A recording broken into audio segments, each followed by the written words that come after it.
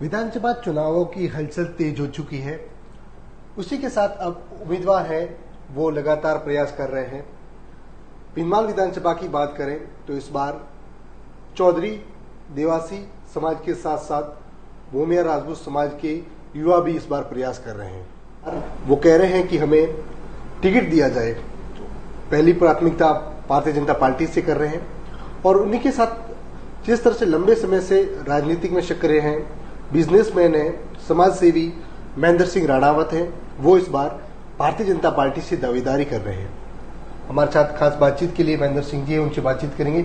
Sir, जिस तरह से लंबे समय से आपका समाज प्रयास कर रहा था कि आपके समाज के किसी भी युवा को टिकट मिले, इस बार आप खुलकर बाहर आ चुके हो कि इस बार हमारे समाज के युवा को टिकट मिलना चाहिए और आप भी इसके लिए प्रयास कर रहे हैं। हमारे समाज के बारे में आपने कहा तो समाज के बंधु तो पिछले 30-35 वर्षों से प्रयासरत हैं। तो मैं 2013 में हमारे समाज के लोगों ने ही, मैंने चूंकि प्रयास किया था लेकिन अपेक्षित सफलता नहीं मिली टिकट हासिल करने में भारतीय जनता पार्टी से, तो उत्तेजित युवाओं ने कहा कि आप निर्दलीय फॉर्म भरिए। हालांकि मैंने मना कर दिया कि निर्दलीय नहीं जाएंगे मैदान में, और चूंकि उसी समय कांग्रेस पार्टी से ओम सिंह जी को के टिकट की घोषणा हो गई और वो चुनाव कांग्रेस पार्टी की तरफ से उन्होंने लड़ा था। और 2018 के चुनावों में भी हमने प्रयास किए, लेकिन कांग्रेस पार्टी की तरफ से वो प्रयासरत थे, इसलिए समाज के मतदाताओं का भी थोड़ा रुझान उस तरफ था। तो हमने ज्यादा जो प्रयास है वो भारतीय जनता पार्टी से नहीं किए, क्योंकि वो 13 में टिकट लेके आ गए थे, इसलिए संभावना ज्यादा थी कि भाई इस बार उनको उस तरफ से मिल जाए। तो इस तरफ प्रयास करना ज्यादा सही नहीं लगा। इस चुनाव में वापस 2023 के विधानसभा चुनाव में पूर्ण सक्रियता से हम प्रयास कर रहे हैं। आशा करते हैं कि पार्टी हमारे समाज के मतदाताओं का जो प्रतिशत देखते हुए जिले के अंदर 5 विधानसभाओं में हमारी समाज के मतदाता हैं, पूरी संसदीय सीट को भी प्रभावित करते हैं। भारतीय जनता पार्टी को वोट देते हैं हम लोग, इसलिए भारतीय जनता पार्टी हमारे, और भीनमाल विधानसभा में सर्वाधिक मतदाता हमारी समाज के हैं। चूंकि सभी समाजों के सहयोग से, सभी मतदाताओं के सहयोग से पार्टियां चुनाव जीतती हैं, किसी एक समाज के सहयोग से नहीं जीतती। फिर भी हर समाज चाहता है कि हमको भी कहीं न कहीं प्रतिनिधित्व मिले, इसलिए हम भी आशा करते हैं कि पार्टी हमारी तरफ भी ध्यान देगी और इस चुनाव में हमारे समाज को प्रतिनिधित्व दे, ऐसी हम आशा करते हैं। सर, आप लंबे समय से समाज सेवी भी हैं, बिजनेसमैन भी हैं। आपने क्या लगता है भीनमाल जो पिछले काफी सालों से पिछड़ा हुआ है, चाहे बिजली हो, पानी हो, किसानों की बातें हो, तो उस पर सरकार कभी भी फोकस नहीं करती। काफी समस्याएं भीनमाल में देखने को मिलती है। आपको क्या लगता है कि भीनमाल में ऐसी समस्या है वास्तव में? विशेषतः तो ये पिछले जो ये अभी 5 साल का कार्यकाल रहा है कांग्रेस पार्टी का, इस कार्यकाल में भीनमाल के दुर्गति ज्यादा हुई है। सड़कों की देखो तो, बिजली पानी की देखो तो, आप देखते ही होंगे कि अभी बिजली की कटौती ज्यादा चल रही है। सड़कों की स्थिति भी बहुत ज्यादा खराब हुई है। पानी के लिए इतने आंदोलन चले हैं, समस्या ज्यादा झेल रहे हैं हम। नर्मदा के लिए आंदोलन चले, और भी माई बजाज के लिए हमारे किसान बंधु रोडों पे हैं, और भी कई तरह की समस्याओं को हम झेल रहे हैं। तो ज्यादा जो बिजली, पानी और सड़क की या चिकित्सा और शिक्षा की जो समस्याएं हैं, वो ज्यादा जो सामना किया है वो पिछले 5 सालों के कार्यकाल में, इस सरकार के कार्यकाल में हमने ज्यादा किया है। मूलभूत समस्याएं तो झेली है, वो इस कार्यकाल में झेली है। बाकी समस्याएं जो और भी होंगी, तो आशा करते हैं कि अब राज परिवर्तित होगा तो उन समस्याओं का समाधान जरूर होगा। सर, एक जो भीनमाल जिला बनना चाहिए था, आपने भी देखा होगा कि इससे पहले जो कांग्रेस के विधायक थे प्रेम सिंह दैया, उन्होंने भी मुद्दा उठाया था। विधायक पूराराम चौधरी ने भी उठाया था। नारायण सिंह जी भी ने कहा कि मैंने भी मुद्दा उठाया था। उसके बावजूद भी भीनमाल जिला नहीं बना और चांचौर जिला बनाया। तो इसके पीछे क्या कारण रहे? स्थानीय जो जनप्रतिनिधि उनकी कमजोरी रही, जनता की कमजोरी रही, या फिर गहलोत खुद चाहते थे कि भीनमाल जिला नहीं बने? भीनमाल जालोर जिले में भीनमाल सबसे सेंटर पॉइंट है, केंद्र बिंदु है, और शुरू से सबकी मांग रही है कि भीनमाल जिला बने। व्यापारिक दृष्टि से भी एक समृद्ध शहर है और भीनमाल की कनेक्टिविटी हर दृष्टि से है।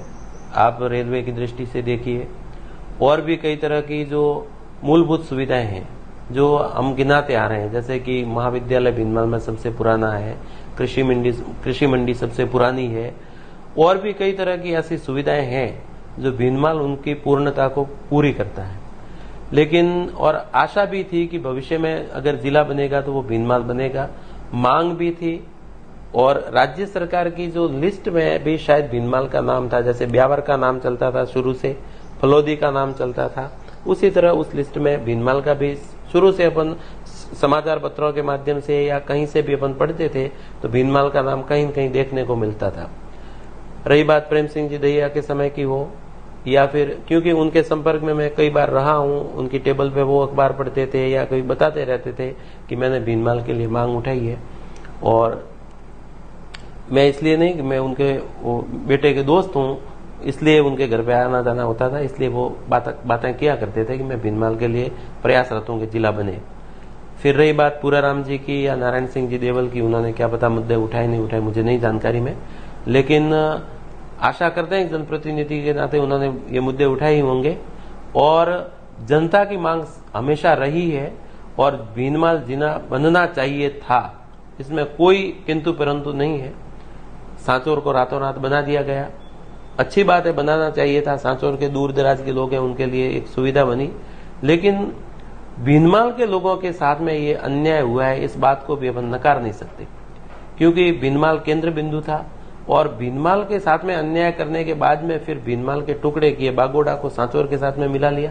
अब बागोड़ा के जो रंगाला खोखा के लोग हैं उनको सांचौर, भौगोलिक दृष्टि से जो इसका जो विकेंद्रीकरण किया गया है, जो उसको विकृत किया गया भौगोलिक स्थिति को, वो बिल्कुल अमान्य है। और बागोड़ा के लोग भी आंदोलन कर रहे हैं, सड़कों पे हैं, रानीवाड़ा के लोग भी आंदोलन कर रहे हैं, जो पूरे जालोर जिले की जो भौगोलिक स्थिति को छिन्न भिन्न करके रख दिया है, वो बिल्कुल मान्य नहीं है। और गहलोत साहब की आपने बात की है कि उनकी जो राजनीति है, तो वो शायद इस मामले में बिल्कुल फेल साबित हुए हैं, इस जिले के मामले में बिल्कुल फेल साबित हुए। सर, आपने देखा होगा कि भीनमाल क्षेत्र शिक्षा और चिकित्सा के क्षेत्र में काफी पिछड़ा हुआ है। यहाँ की जो शिक्षा की बात करें या फिर चिकित्सा की बात करें तो ना यहाँ पर कोई स्कूल है, ना कोई महाविद्यालय के अलावा कोई कॉलेज है।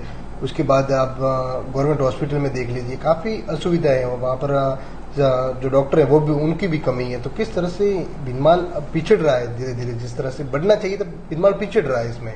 शिक्षा और चिकित्सा, सड़क, बिजली और पानी, ये 5 ऐसी मूलभूत सुविधाएं हैं जो जनता के लिए अति आवश्यक है। सड़क है वो कनेक्टिविटी के लिए, पानी शुद्ध पेयजल उपलब्ध हो लोगों को, बिजली की अच्छी सुविधा मिले, अच्छा एजुकेशन मिले और अच्छी हेल्थ सुविधाएं मिले, जो चिकित्सा की सुविधाएं। जनता को यही चाहिए, और क्या चाहिए। बच्चों को अच्छा बाहर दूर नहीं जाना पड़े। आजकल बालिकाओं के साथ में आप देख ही रहे हैं, अपन सभी देख रहे हैं, दिन प्रतिदिन जो अलग अलग कई तरह की अनर्गल घटनाएं हो रही हैं, अनैतिक घटनाएं हो रही हैं। बालिकाएं असुरक्षित महसूस कर रही हैं, असुरक्षा के भाव से माताएं बहनें जीवन जी रही हैं। तो चिकित्सा सुविधाएं अगर सुदृढ़ हों और सड़क, बिजली और पानी की सुविधाएं अच्छी तरह से मिल जाएं, तो मैं सोचता हूं कि उस इकाई का, यानी कि चाहे शहर हो, चाहे बड़ा मेगा सिटी हो या फिर वो राज्य हो, उसका विकास अपने आप में साबित हो जाता है। लेकिन उन सुविधाओं में पिछड़ते ही गए। उसमें हो सकता है कि स्थानीय जो जनसेवक हैं उनकी कमी रही हो, उचित मंच पे उन्होंने आवाज नहीं उठाई हो, या फिर कहीं न कहीं उनकी सक्रियता है वो संदिग्ध रही हो। कोई न कोई तो कारण रहे होंगे, इसलिए हम पिछड़ते चले गए और भी गर्त में जाते जा रहे हैं। पार्टी आप पर भरोसा करती है, आपको टिकट देती है भीनमाल विधानसभा से, तो आपके क्या मुद्दे रहेंगे? किस तरह से पहले प्राथमिकता रहेगी भीनमाल के लिए? देखिए, मैं एक पार्टी का छोटा कार्यकर्ता हूं और टिकट की मांग कर रहा हूं। देना न देना पार्टी गाइडलाइन में फिट बैठता हूं नहीं बैठता हूं, वो सारे निर्णय पार्टी के स्तर के हैं। अगर पार्टी मुझे इस काबिल समझती है और मुझे ये कार्य सौंपती है तो कार्यकर्ताओं जनता के बीच में जाऊंगा, और मुझे वो कार्य सौंपने के योग्य जनता समझती है तो वो निर्णय जनता को लेना है। उसके बाद में क्या करना है क्या नहीं करना है ये सारे काल्पनिक सवाल हैं, वो सब बाद की बातें हैं, वो उस समय देखेंगे। आप और हम सभी साथ में ही हैं, वो सारे निर्णय बाद में करेंगे। तो जिस तरह से भीनमाल विधानसभा के जो चुनाव है वो विधानसभा के चुनाव नजदीक आ रहे हैं, उसी तरह जो प्रत्याशी हैं वो दावेदारी कर रहे हैं। इस बार लंबे समय से राजनीतिक में सक्रिय महेंद्र सिंह राणावत, उन्होंने भी इस बार ताल ठोकी है और वो भी दावेदारी कर रहे हैं। उत्तम गोस्वामी, भीनमाल।